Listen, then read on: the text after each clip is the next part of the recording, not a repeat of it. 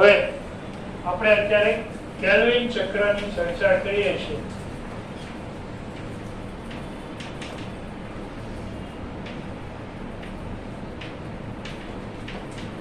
Kelvin અને તેના સાથીદારો લીલ ઉપર પ્રકાશ સંશ્લેષણની પ્રક્રિયા માટેના પ્રયોગ કરતા હતા. આ દરમિયાન કેલ્વિનને જાણવા મળ્યું કે લીલને જ્યારે અમુક સમય સુધી અંધકારમાં રાખવામાં આવે, ક્લોરેલા લીલ હતી, અને ક્લોરેલા લીલને જ્યારે અમુક સમય સુધી અંધકારમાં રાખવામાં આવે તો લીલ છે એમાંથી રિબ્યુલોઝ બાયફોસ્ફેટ નામની શર્કરાનું પ્રમાણ ઘટતું હતું. અને એને જોયું કે 5 કાર્બનયુક્ત શર્કરાનું પ્રમાણ ઘટે છે અને એના પરિણામે 3 કાર્બનયુક્ત સંયોજનોનું નિર્માણ થતું હતું. અને ત્યાર પછી તેને આખી પ્રક્રિયા પર સંશોધન કર્યા અને આ દરમિયાન જોયું કે પ્રકાશ સંશ્લેષણનો બીજો તબક્કો, જેને આપણે જૈવ સંશ્લેષણ તબક્કો કહીએ છીએ, આ જૈવ સંશ્લેષણ તબક્કાની વિગતવાર માહિતી કેલ્વિન અને તેના સાથીદારોએ આપી. બરાબર. એને લીલ ઉપર પ્રયોગ કર્યો અને લીલનું નામ હતું ક્લોરેલા, અને ક્લોરેલા લીલ ઉપર પોતાનો પ્રયોગ કર્યો હતો. આ માટે એને કાર્બન રેડિયોએક્ટિવ ઘટકોનો ઉપયોગ કર્યો હતો. કાર્બન સમસ્થાનિક C14 નો એને ઉપયોગ કરેલો હતો. હવે એને જોયું કે કેલ્વિને કે પ્રકાશ સંશ્લેષણના બીજો તબક્કો, જેને આપણે જૈવ સંશ્લેષણ તબક્કો કહીએ છીએ, આ જૈવ સંશ્લેષણ તબક્કો 3 તબક્કામાં થાય છે. એક CO2 નું સ્થાપન, બીજું રિડક્શન,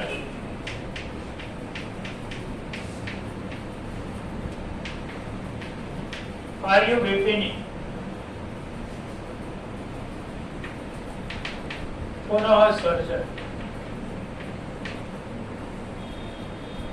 આ 3 તબક્કામાં આખું કેલ્વિન ચક્ર પૂર્ણ થતું જોવા મળે છે. એટલે આપણે કેલ્વિન ચક્રના 3 તબક્કા જોતા જઈએ તો પહેલો તબક્કો CO2 નું સ્થાપન.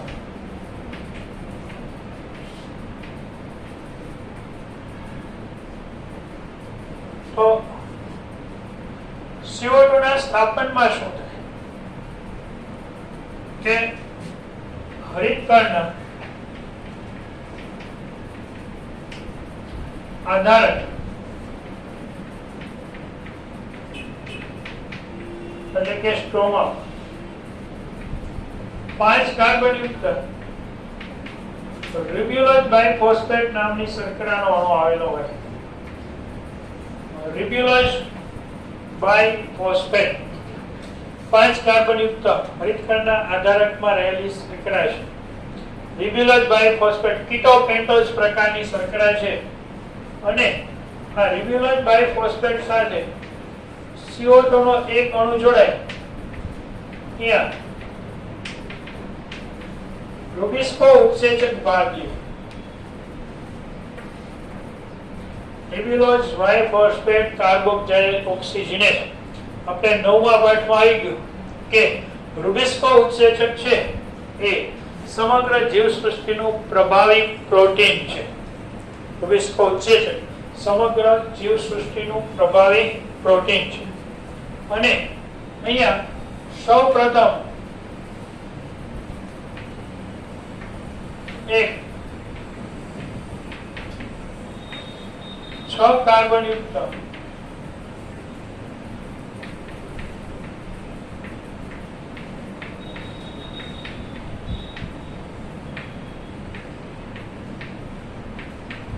અસ્થિર સંયોજન મળે છે. અને 6 કાર્બનયુક્ત અસ્થિર સંયોજન ત્યારબાદ 3 કાર્બનયુક્ત 2 અણુ ફોસ્ફોગ્લિસરિક એસિડમાં ફેરવાય છે. અને અહીંયા કાર્બન ડાયોક્સાઇડ ઉમેરાતો હોવાથી આ તબક્કાને કાર્બોક્સિલેશન પણ કહે છે. કાર્બન ડાયોક્સાઇડ ઉમેરાય છે એટલા માટે આ તબક્કાને કાર્બોક્સિલેશન તબક્કો પણ કહેવાય છે. આ આપણું થયું CO2 નું સ્થાપન. સૌથી પહેલા જ્યારે જૈવ સંશ્લેષણ તબક્કો થાય ત્યારે હરિતકાંડના આધારકમાં 5 કાર્બનયુક્ત શર્કરા હોય, રિબ્યુલોઝ બાયફોસ્ફેટ. આપણને ખબર છે રિબ્યુલોઝ કીટોપેન્ટોઝ પ્રકારની શર્કરા છે, એની સાથે 2 ફોસ્ફેટ જોડાયેલા હોય એટલે રિબ્યુલોઝ બાયફોસ્ફેટ, અને એની સાથે જ્યારે CO2 જોડાય એટલે અંતે આપણને 3 કાર્બનયુક્ત 2 અણુ PGA ના મળે. આમ આપણી સ્થિર નિપજ કઈ છે? તો કે સાહેબ સ્થિર નિપજ 3 કાર્બનયુક્ત 2 અણુ PGA છે. અહીંયા પ્રથમ સ્થિર નિપજ 3 કાર્બનયુક્ત બનતી હોવાથી કેલ્વિન ચક્રને બીજું નામ કહેવાય છે C3 પદ. કારણ કે કેલ્વિન ચક્રને C3 પદ એટલા માટે કહેવાય છે એમાં પ્રથમ સ્થાયી નિપજ 3 કાર્બનયુક્ત રચાય છે એટલે કેલ્વિન ચક્રને કહેવામાં આવે છે C3 પદ તરીકે ઓળખવામાં આવે છે.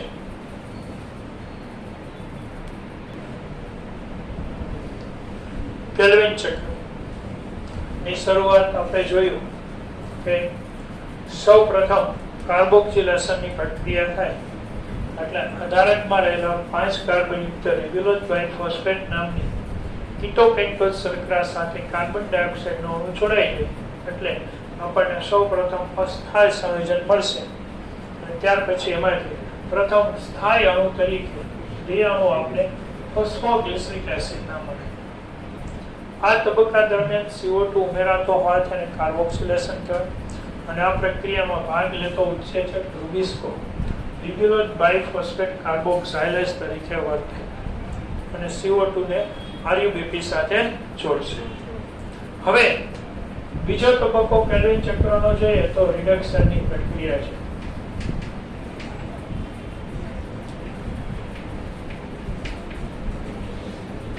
સ્થાપન થયેલા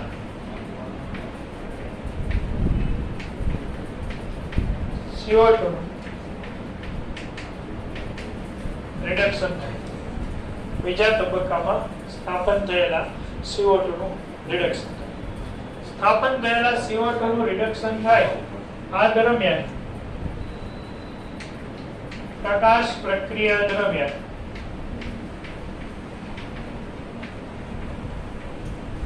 ઉદ્ભવેલા ATP ને NADPH નો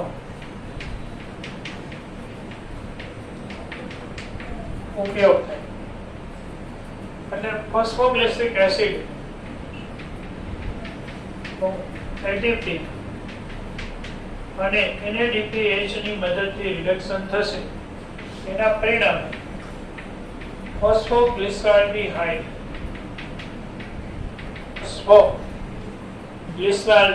આલ્ડીહાઇડ Al પ્રત્યય એટલે ગ્લિસરાલ્ડિહાઇડ આલ્ડીહાઇડ આ એસિડ છે એટલે COOH હોય એની પાસે, અને તમે કેમિસ્ટ્રીમાં ભણી ગયેલા છો કે COOH કાર્બોક્સિલિક એસિડનું જ્યારે રિડક્શન થાય ત્યારે એમાંથી આલ્ડીહાઇડ CHO બને એટલે ફોસ્ફોગ્લિસરિક એસિડ એનું રિડક્શન થયું એટલે એમાંથી સંયોજન તરીકે ફોસ્ફોગ્લિસરાલ્ડિહાઇડ બન્યું. અહીંયા ATP નું રૂપાંતર ADP માં થાય અને NADPH નું રૂપાંતર NADP+ માં થાય. તો હવે આપણે સમજીએ એક CO2 નું સ્થાપન કર્યું તો PGA ના કેટલા અણુ બન્યા હતા? 2 અણુ. એક CO2 નું સ્થાપન કરીએ ત્યારે PGA ના 2 અણુ બને છે. તો હવે એક PGA નું રિડક્શન કરીએ અને એમાંથી આપણે એક ફોસ્ફોગ્લિસરાલ્ડિહાઇડ બનાવીએ ત્યારે કેટલા ATP અને કેટલા NADH જોઈએ છે? એક ATP અને એક NADH જોઈએ. તો આપણે 2 PGA નું રિડક્શન કરીએ 2 PGA એટલે અહીંયા કૌંસમાં આપણે લખવું હોય તો લખી શકીએ ને, એક CO2 સ્થાપન પામે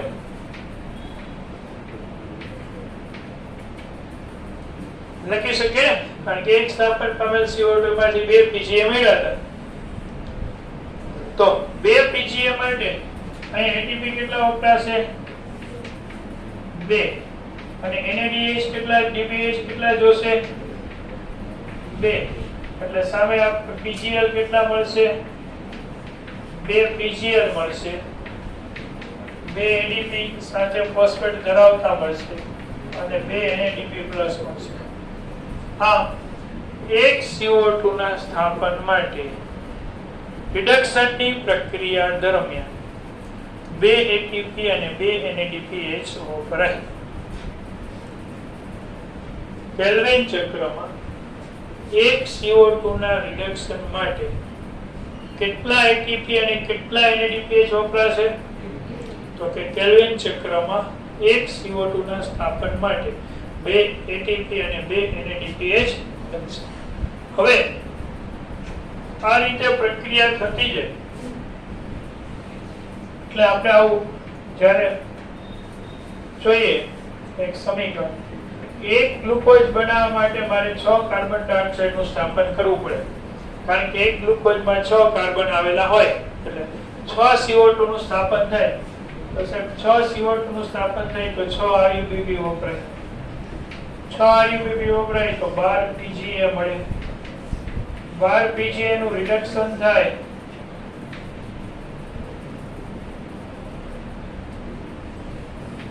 તો इसको उत्सेचन 12 PGA નું રિડક્શન થાય બરાબર છે તો 12 PGAL મળે સાથે સાથે અહીંયા આપણે 12 ATP વાપરવા પડશે 12 NADPH નો ઉપયોગ કરવો પડશે એટલે અહીંયા આપણે 12 ADP મળશે અને 12 NADP મળશે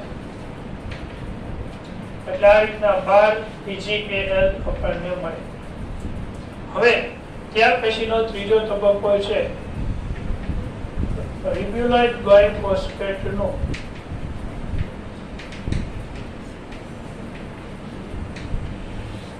પુનર્નિર્માણ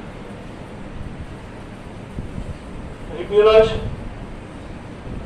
બાયફોસ્ફેટ નો પુનર્નિર્માણ તો રિબ્યુલોઇડ બાયફોસ્ફેટ ના પુનર્નિર્માણ દરમિયાન શું થાય તો કે રિબ્યુલોઇડ બાયફોસ્ફેટ ના પુનઃનિર્માણ દરમિયાન PGL ના અણુઓ વપરાય 2 PGAL માંથી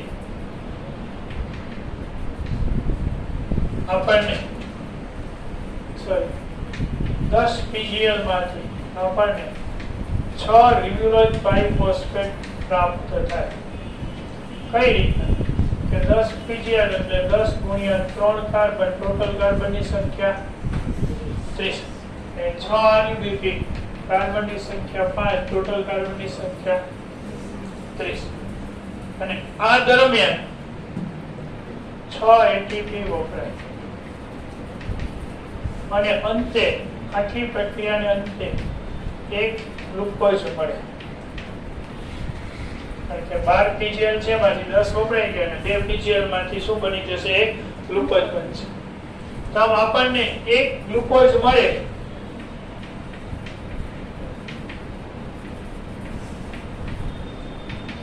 ત્યારે 6 CO2 જોઈ 18 ATP જોઈ બરાબર 12 NADPH જોઈ અથવા તો NADPH2 જોઈ એક ગ્લુકોઝ માટે 6 CO2 નું સ્થાપન કરવું પડે 18 ATP વાપરવો પડે 12 NADPH2 ની આવશ્યકતા નથી હવે એક CO2 અને એક RUBP જોડાય એટલે એક કેલ્વિન ચક્ર કહેવાય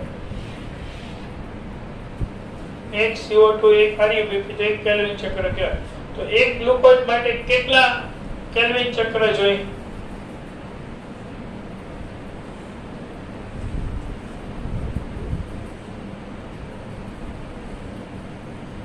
એક RUBP એક CO2 જોડે તો એક કેલ્વિન ચક્ર કહેવાય તો એક ગ્લુકોઝ બનવા માટે કેટલા CO2 જોઈએ તો એક CO2 સાથે કેટલા કેલ્વિન ચક્ર હોય તો એક ગ્લુકોઝ માટે 6 CO2 જોઈએ તો કેલ્વિન ચક્ર કેટલા જોઈએ 6 કેલ્વિન ચક્રો જોઈએ ને એટલે આપણે આવી નોંધ કરી શકીએ કે એક ગ્લુકોઝ માટે